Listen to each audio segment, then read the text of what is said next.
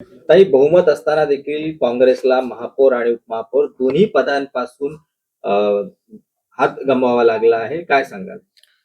बहुमत होतं असं म्हणता येणार नाही, पण बहुमताच्या जवळ आमचा आकडा होता 27 भारतीय राष्ट्रीय काँग्रेस पक्षाचे आणि 3 जनविकास सेनेचे असे 31 जवळपास मेंबर आमचे झाले. पण यात आपण पाहिलं, की आम्हाला ज्यांच्याकडून अपेक्षा होती, जे घटक पक्ष आमच्या सोबत राहील असं वाटलं, त्यांनी भाजपाचा पाठिंबा म्हणजे भाजपाला पाठिंबा या ठिकाणी दिला आणि जे सेक्युलर पक्ष म्हणून वंचित असतील किंवा एम-आय-एम असतील, हे देखील या ठिकाणी कुठेतरी त्यांनी अप्रत्यक्षपणे भाजपाला पाठिंबा दिला. ते तटस्थ राहिले, काही सभागृहात हजर राहिले नाही.